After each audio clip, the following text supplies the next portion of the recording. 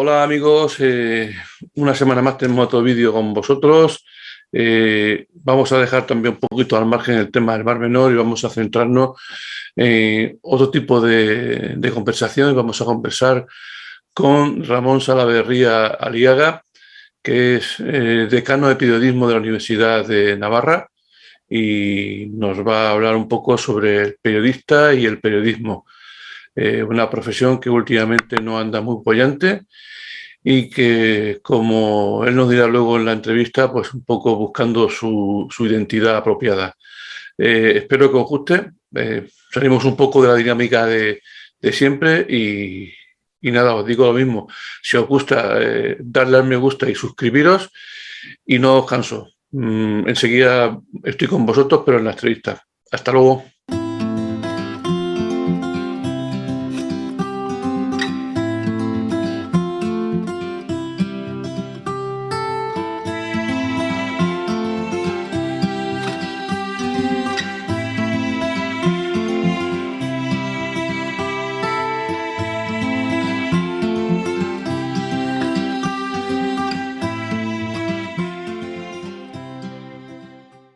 Hola amigos, como bien veréis, tenemos aquí con nosotros a don Ramón Salaverría Aliaga, que es catedrático de periodismo de la Universidad de Navarra.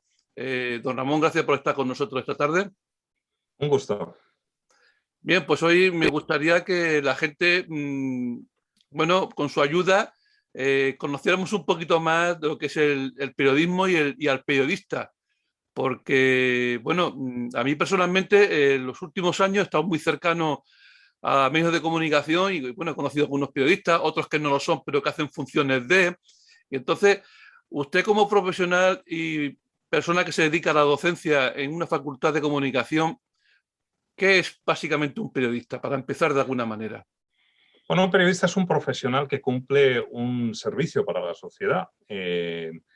El derecho a la información, no lo olvidemos, es un derecho fundamental recogido en la Constitución, en el artículo 20, y también forma parte de la Carta de las Naciones Unidas, donde se establece como uno de los derechos esenciales de todo ser humano, ¿no? Y evidentemente toda persona, tanto si es un profesional de la información como si no, pues tiene ese derecho de ejercer la posibilidad de acceder a la información y de comunicarla a otras. Pero lo que ocurre con los periodistas es que son esos profesionales ocupados precisamente de la tarea de buscar la información, analizarla, verificarla y comunicarla a través de los medios al conjunto de la población, ¿no? Desde ese punto de vista, bueno, pues es una profesión razonablemente nueva si la comparamos con otras, como yo no sé, como la de medicina o la filosofía, por ejemplo, que tienen siglos. En este caso, pues es una profesión razonablemente corta que tiene apenas 3 o 4 siglos, pero que se ha convertido en absolutamente esencial en las sociedades contemporáneas. De hecho, pues hablamos de la sociedad de la información. Como el elemento que identifica la sociedad actual, y en ese sentido pues los profesionales de esa materia que es la información evidentemente son muy relevantes actualmente. ¿Podríamos hacer un perfil del periodista, digamos, contemporáneo de esta época, o no hay un perfil definido? Por Dios, porque como dentro de esa facultad de comunicación, aunque todos son periodistas, pero hay personas que son más comunicadores que otros. En este mundo digital también, que creo que nos habla un poquito más adelante del tema, pues hay personas que hacen funciones que a lo mejor no tienen la capacidad de formación. Yo, de hecho, no soy profesional, no me he formado. Sí es verdad que he tenido contacto con ciertos medios de comunicación y tengo una cierta experiencia, pero ¿cuál sería el perfil realmente de un comunicador, de un periodista en este aspecto? Hasta la llegada de Internet, los periodistas se distinguían bastante bien en función del tipo de medio para el que estaban trabajando. No era lo mismo un periodista que trabajaba en un periódico que alguien que trabajaba en la radio o que alguien que se dedicaba a la televisión, ¿no?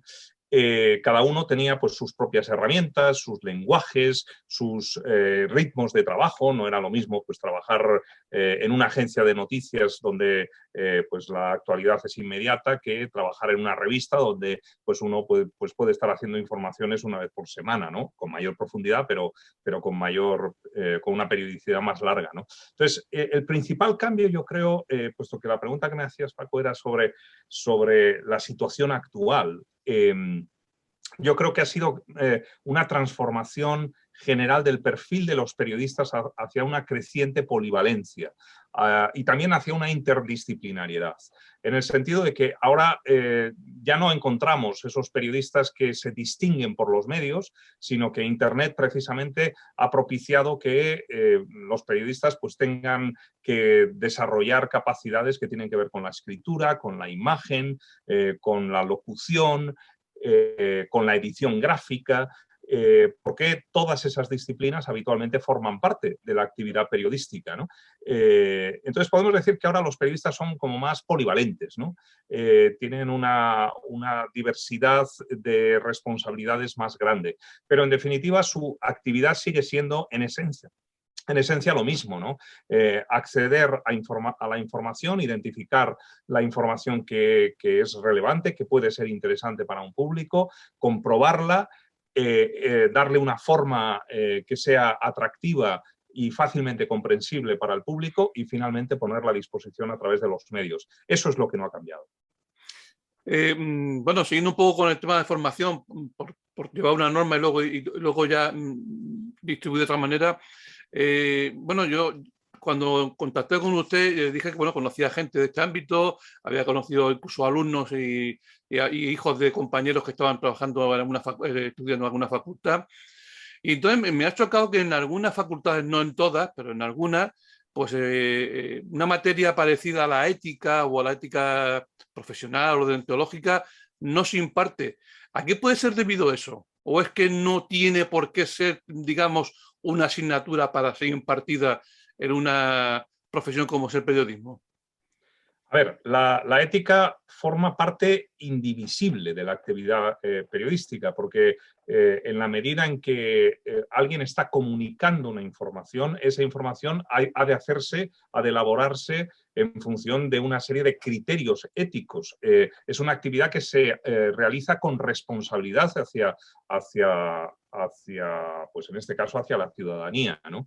Y lo mismo, pues que, yo qué sé, pues que un médico o que un abogado que trabaja con material sensible y se relaciona con la ciudadanía, pues debe respetar una serie de protocolos éticos y deontológicos específicos de sus profesiones. Exactamente igual ocurre con los periodistas, ¿no?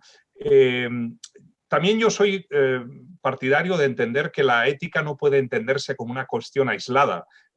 Comentabas la circunstancia de que puede haber algunos programas de formación donde la ética no tiene un hueco específico. A mi modo de ver, es necesario que lo tenga.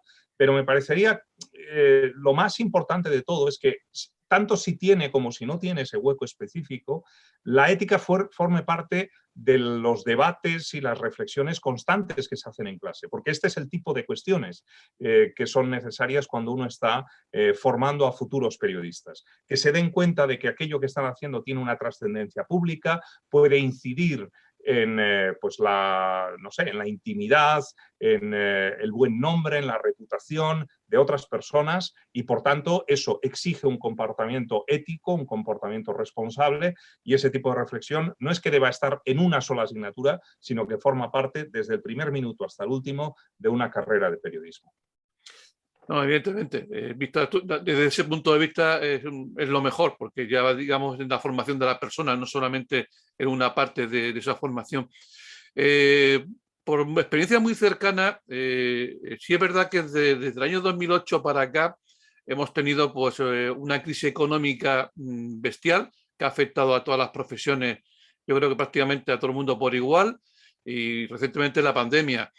Pero sí es verdad que en ese lapso de tiempo, a partir de 2008, las empresas, por decirlo de alguna manera, o líneas editoriales, pues de periódicos, de radio, de televisión, han tenido que hacer, digamos, un poco perder peso de tener personal profesional contratado y eso, ¿se ha corrido algún momento peligro o riesgo de que la profesión se viera afectada hasta en la calidad de lo que se ofrece o no es así?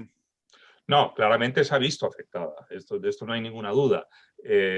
La crisis económica que se desencadenó en 2008 y también en buena medida la situación que ha producido la pandemia en los últimos 2 años han sido situaciones traumáticas para la profesión periodística. También lo ha sido para otras profesiones, por descontado. Pero en el caso de los medios de comunicación, pues en muchas ocasiones ha diezmado los equipos de periodistas y evidentemente no se puede hacer un trabajo de la misma calidad cuando tienes un equipo humano, me refiero, que no tiene la dimensión o el conocimiento del que tenía anteriormente. Yo creo que uno de los principales, más allá del número de periodistas, me parece que uno de los problemas esenciales ha sido la pérdida de gente con oficio. Por supuesto que el periodismo es una actividad que se puede estudiar en las universidades y que, a mi modo de ver, es necesario trabajar universitariamente, pero también es verdad que es una actividad profesional que requiere de un cierto, de empaparse un poco, ¿no? del oficio, y esto se consigue, o se ha conseguido, al menos hasta ahora, en las redacciones, ¿no? Es una cultura profesional que se va transmitiendo pues, de las generaciones más experimentadas a las emergentes. Y esto ha sido así pues, durante todo el siglo XX, ¿no? Y ahora, pues, eso está un poco en peligro, porque, claro, con las dinámicas de trabajo a distancia, con la fragmentación, a veces incluso hasta la desaparición física de las salas de redacción y con procedimientos que a las empresas que, bueno, pues desean reducir costos, en muchos casos les resultan muy, muy apetecibles, pues al final una de las cosas que estamos consiguiendo o que están consiguiendo es cargarse esa cadena de transmisión de conocimiento profesional, ¿no? Y a mi modo de ver, más allá del número de periodistas que trabajan en los medios, esto es lo más preocupante, romper esa transferencia de conocimientos, porque eso es lo necesario.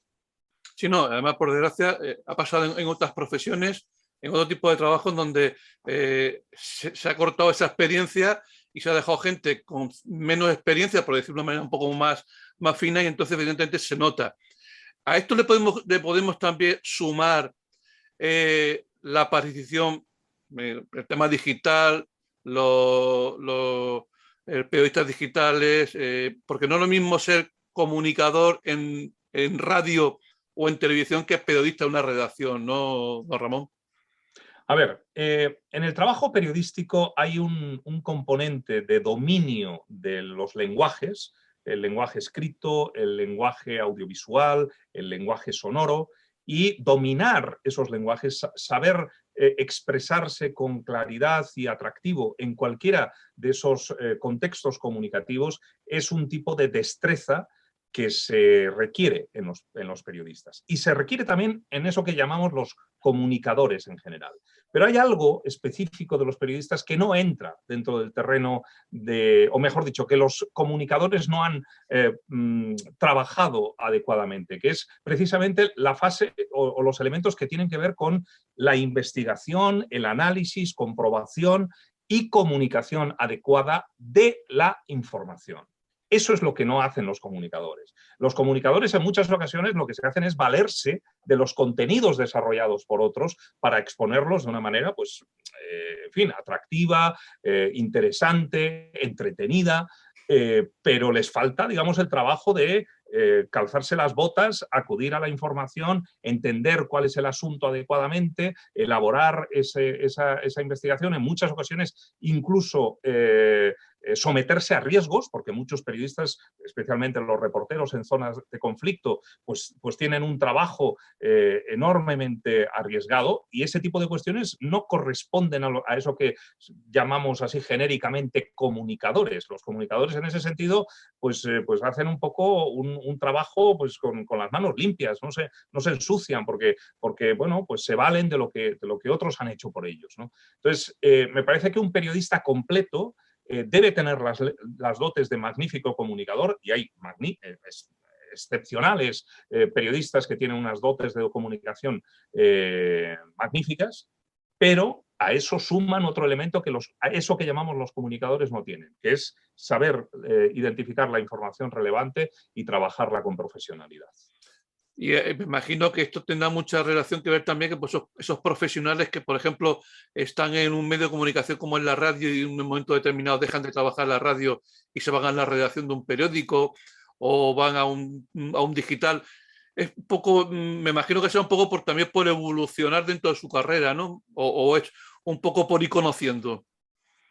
Pues hay de todo, hay de todo. Hay gente que tiene muy... Yo, por ejemplo, que tengo la suerte de ver pasar por mis clases y por mi despacho a muchísimos alumnos, pero literalmente millares de alumnos, pues hay algunos alumnos que desde el primer día tienen muy claro, no ya el medio, no me refiero a la marca, sino Sí, el tipo de medio sí. en el que desean trabajar, en radio, en televisión, en prensa, en internet.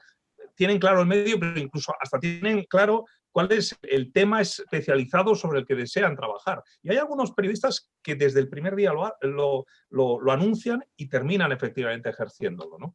Aunque lo más habitual, por el contrario, es tener una cierta multiplicidad de frentes, ¿no? En estos momentos, evidentemente, los periodistas que saltan a la profesión tienen más oportunidades cuanto más polivalentes son y cuantas más capacidades de desarrollar su trabajo encuentran, ¿no? Por supuesto que un magnífico locutor probablemente va a encontrar un hueco en una radio, pero si alguien, pues además de unas magníficas dotes de locución, pues es capaz de escribir con pegada, con interés, con gancho y con corrección, cosa no poco relevante, pues sus oportunidades profesionales se van a multiplicar, ¿no? A mí, en general, sí, me consta que desde las asociaciones de prensa y no pocas facultades también hay mucha preocupación con respecto al intrusismo profesional. A mí particularmente me parece un debate un poquito estéril, ¿no? Mire, si hay gente que se quiere dedicar al ámbito de la información y no ha pasado por una facultad, pues mire, ¿qué le vamos a hacer? Pero si esa persona que no ha pasado por una facultad tiene mejores dotes que alguien que ha pasado por una facultad, es entonces cuando me tengo que preocupar. Porque es que, entonces, en ese momento es que estamos haciendo algo mal. Efectivamente, Y efectivamente. lo que ocurre, por fortuna, es que de manera mayoritaria, absolutamente mayoritaria, las personas, los profesionales que terminan siendo buscados por los medios de comunicación suelen ser los profesionales que han tenido una formación universitaria especializada en este asunto o en algún otro asunto parecido, ¿no? Y a mí me parece esto bastante, en fin, revelador de que, en definitiva, no estamos haciendo tan mal las cosas, me parece. Y bueno, yo quisiera cambiar un poco, como suele decir en el mundo taurino, cambiar de tercio y un tema muy de actualidad. Estamos con la época de la posverdad y de la famosa fake news o desinformación, porque he visto alguna otra conferencia suya o vídeo suyo hablando más de desinformación que de fake news. Entonces, ¿cómo hacer ver a la audiencia, a las personas que, bueno, que visiten este canal o que quieran distinguir una información ajustada a la verdad, a una desinformación, a una famosa fake news? Vamos a ver, las fake news, en el fondo, a poco que lo pensemos, podríamos decirlo con mayor facilidad si empleáramos la expresión en español, noticias falsas.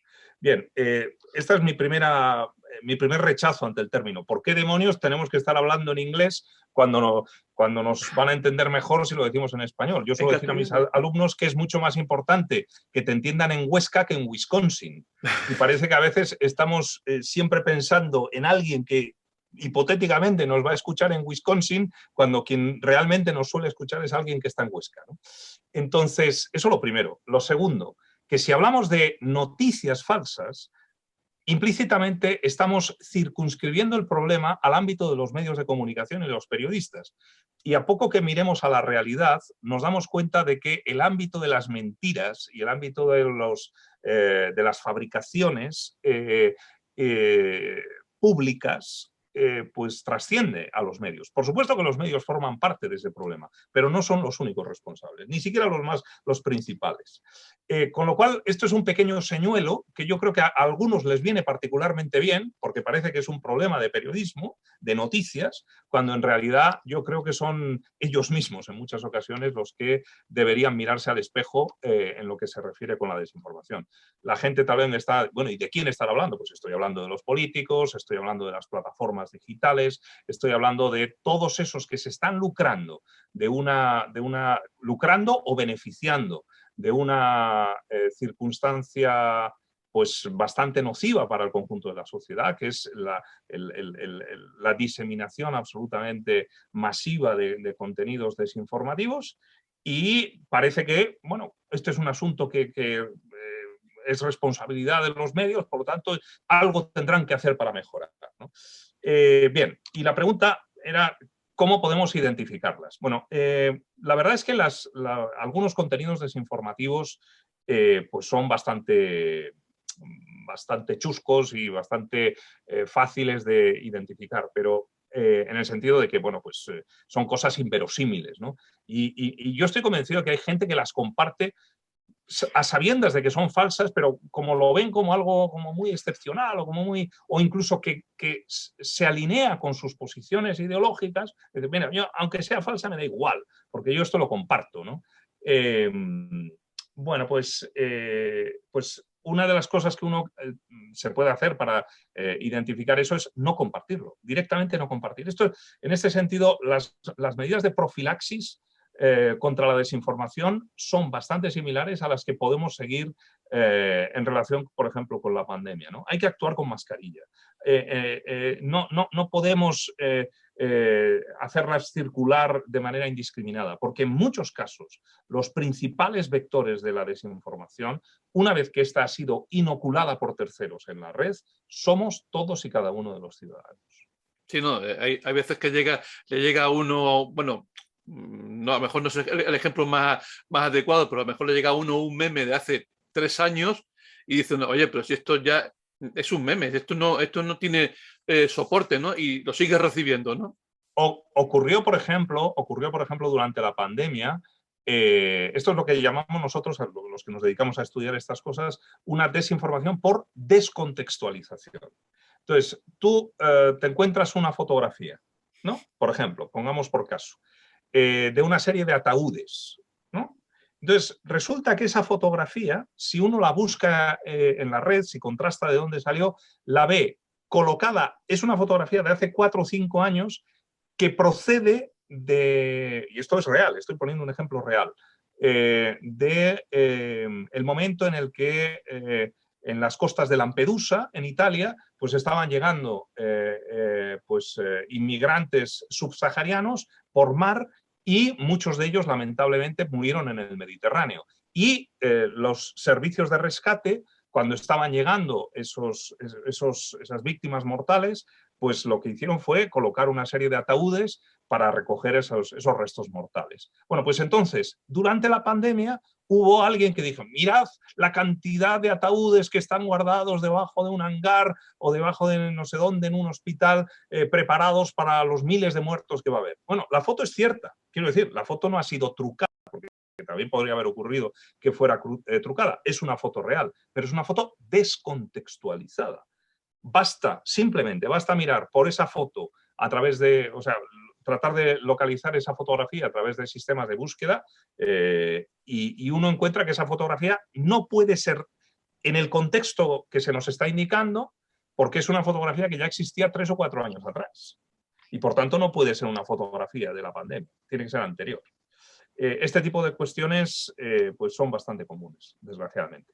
En cierto modo ya me ha contestado a lo que le iba a decir, ¿no? De cómo contrarrestarla, cómo hacerle frente, ¿no? Más o menos me acaba de decir un poco básicamente lo que hay, pero sí en esa misma línea surgen los verificadores de esa información, que bueno, que siempre surge Por ejemplo, hablamos de que Facebook, por ejemplo, es una red donde la información es falsa, pueden correr y a veces corren más de la cuenta, muchas veces, y entonces utilizaba un verificador.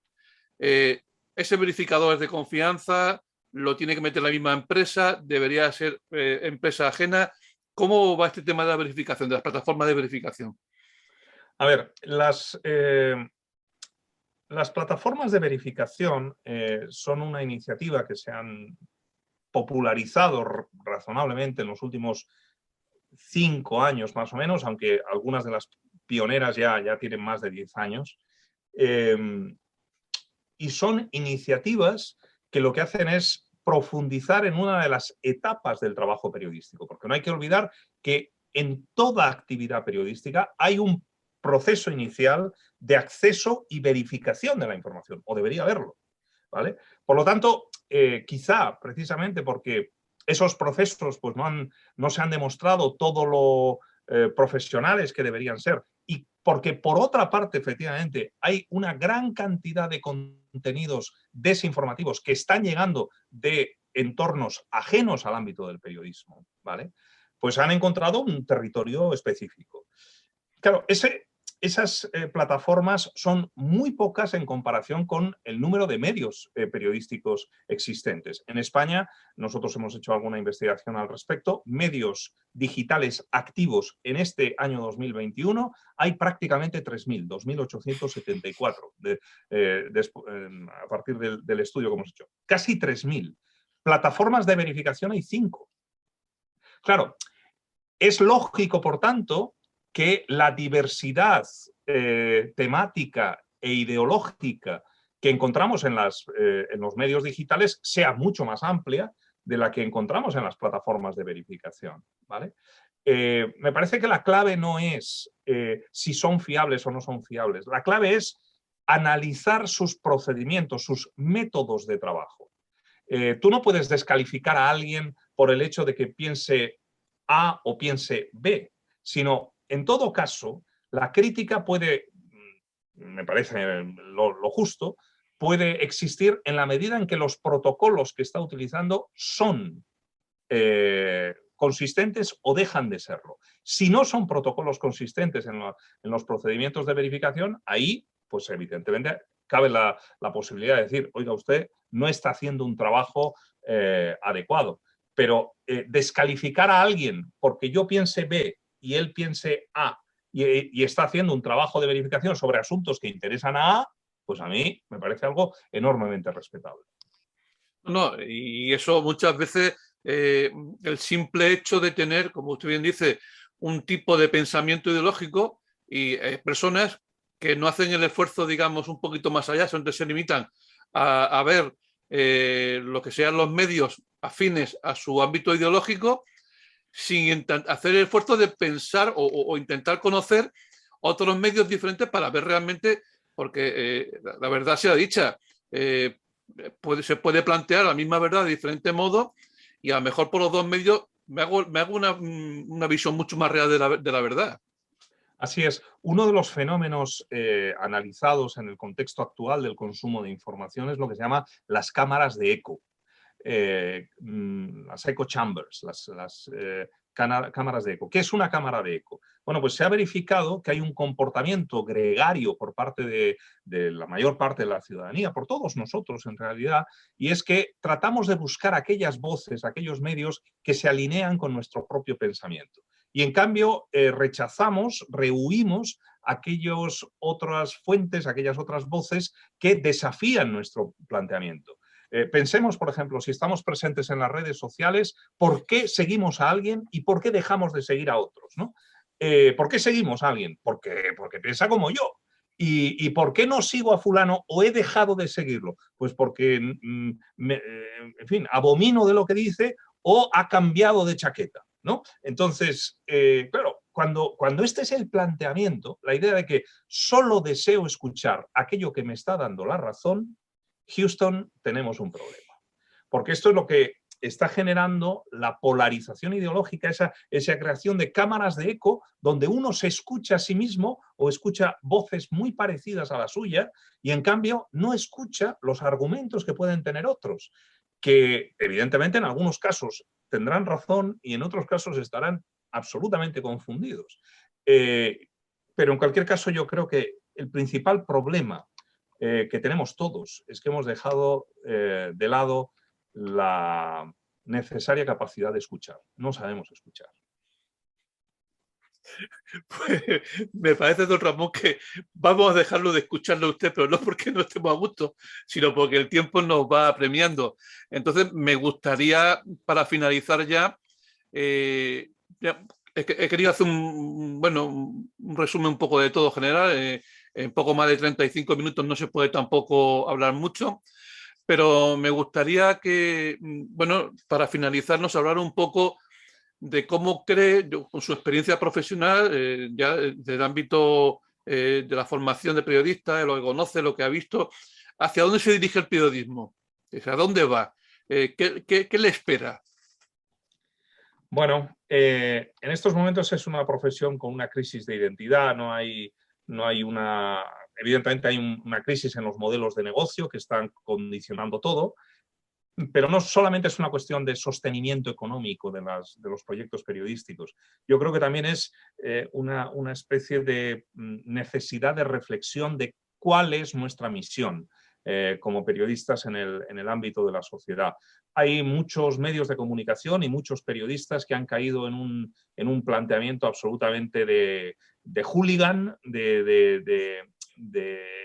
no sé, entender que el trabajo periodístico es defender a toda costa un posicionamiento, me da lo mismo cuál sea, y han perdido de vista pues, que el trabajo periodístico en realidad no es defender los postulados de este o de aquel, sino tratar de proporcionar pues un servicio informativo de calidad al conjunto de la ciudadanía.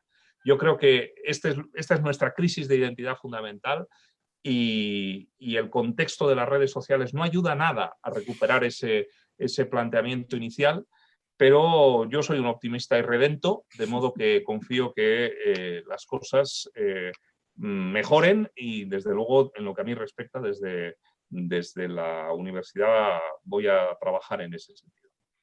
Bueno, pues don Ramón, muchas gracias por haber estado este rato con nosotros en la bitácora y haber dado un poquito más de luz al mundo del periodismo y a todo lo que abarca, aunque sea un poco muy someramente porque el tema da para mucho, pero bueno, muchas gracias por estar con nosotros. Un verdadero gusto. Hasta la próxima. Bueno, pues solamente me queda despedirme de las personas que visiten la bitácora, decirles que bueno, que si les ha gustado el vídeo, que les den al me gusta o que se suscriban. Y nada más, que la próxima semana tendremos otro vídeo y que sean felices.